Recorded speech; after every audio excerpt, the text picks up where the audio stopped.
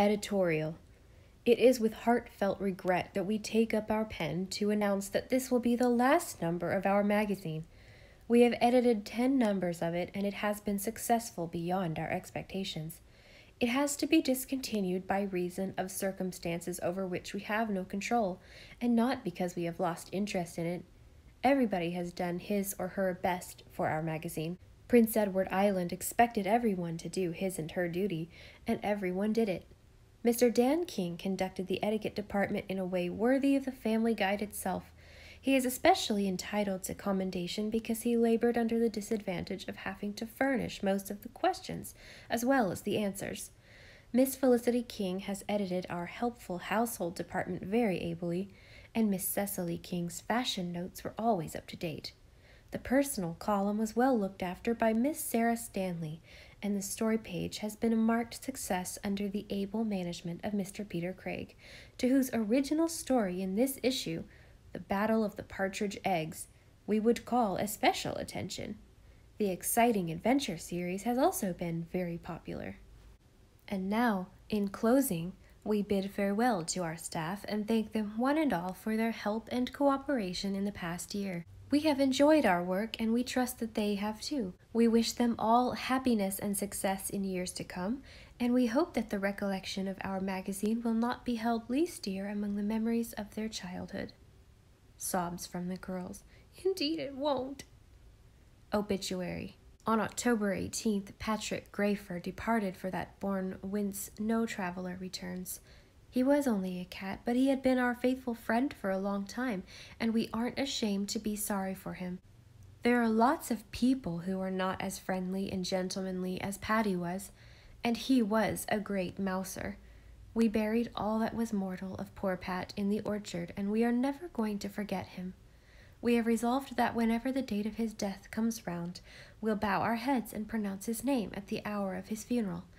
If we are anywhere where we can't say the name out loud, we'll whisper it. Farewell, dearest Patty. In all the years that are to be, we'll cherish your memory faithfully. My most exciting adventure. My most exciting adventure was the day I fell off Uncle Roger's loft 2 years ago. I wasn't excited until it was all over because I hadn't time to be. The Story Girl and I were looking for eggs in the loft. It was filled with wheat straw nearly to the roof, and it was an awful distance from us to the floor, and wheat straw is so slippery. I made a little spring, and the straw slipped from under my feet, and there I was going head first down from the loft. It seemed to me I was an awful long time falling, but the Story Girl says I couldn't have been more than 3 seconds. But I know that I thought 5 thoughts, and there seemed to be quite a long time between them. The first thing I thought was, what has happened? Because I really didn't know at first, it was so sudden. Then after a spell I thought the answer, I am falling off the loft. And then I thought, what will happen to me when I strike the floor? And after another little spell I thought, I'll be killed. And then I thought, well, I don't care. I really wasn't a bit frightened. I just was quite willing to be killed. If there hadn't been a big pile of chaff on the barn floor, these words would never have been written. But there I was, and I fell on it and wasn't a bit hurt, only my hair and mouth and eyes and ears got all full of chaff. The strange part is that I wasn't a bit frightened when I thought I was going to be killed, but after all the danger was over, I was awfully frightened and trembled till the Story Girl had to help me into the house. Felicity King. The Battle of the Partridge Eggs.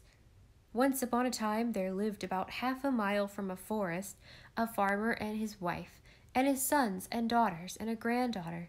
The farmer and his wife loved this little girl very much, but she caused them great trouble by running into the woods, and they often spent half days looking for her. One day she wandered further into the forest than usual, and she begun to be hungry. Then night closed in.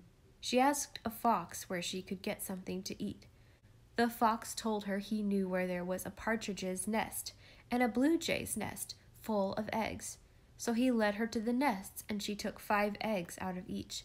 When the birds came home, they missed the eggs and flew into a rage. The blue jay put on his topcoat and was going to the partridge for law when he met the partridge coming to him. They lit up a fire and commenced signing their deeds when they heard a tremendous howl close behind them. They jumped up and put out the fire and were immediately attacked by 5 great wolves.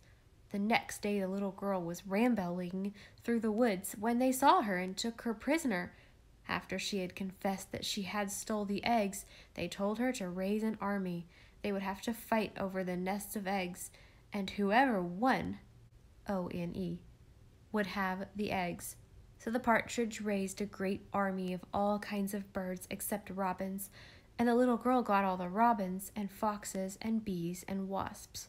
And best of all, the little girl had a gun and plenty of ammunition. The leader of her army was a wolf. The result of the battle was that all the birds were killed except the partridge and the blue jay, and they were taken prisoner and starved to death.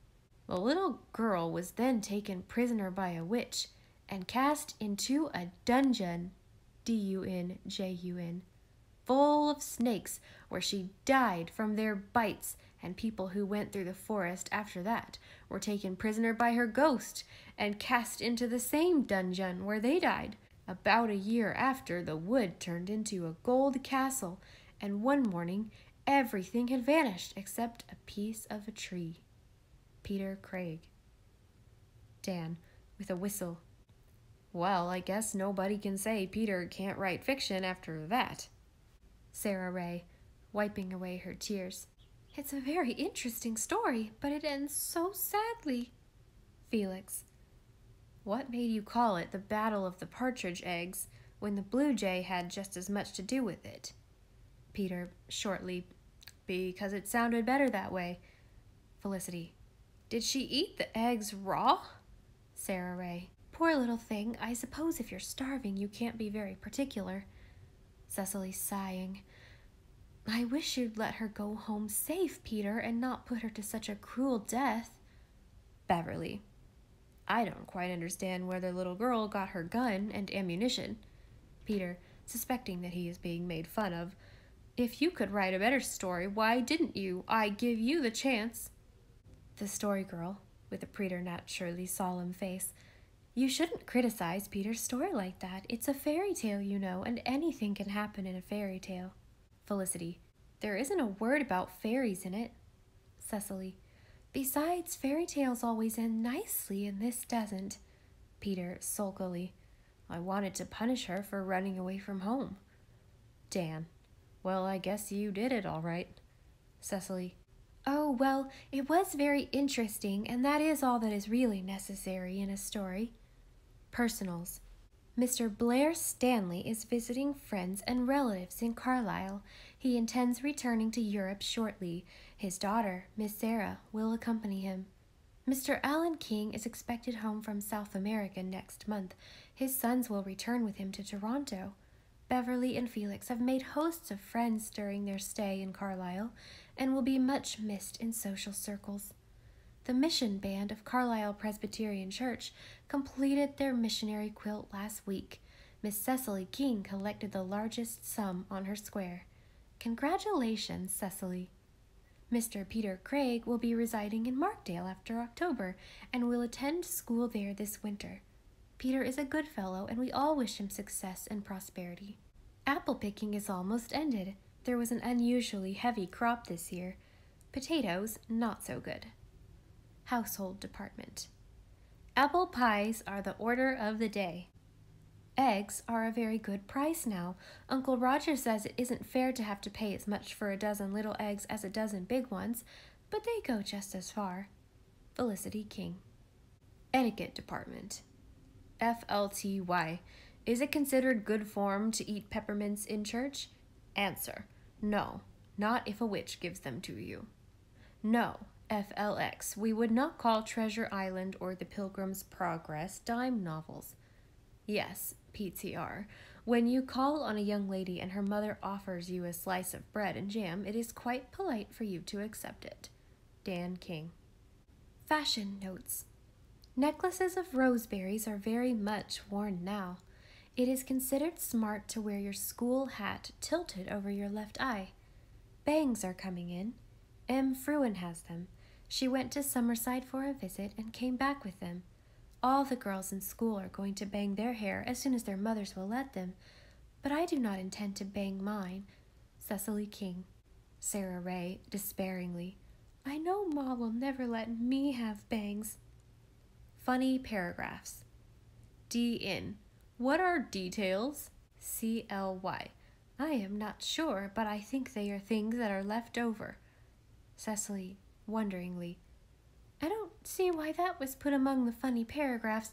Shouldn't it have gone in the general information department?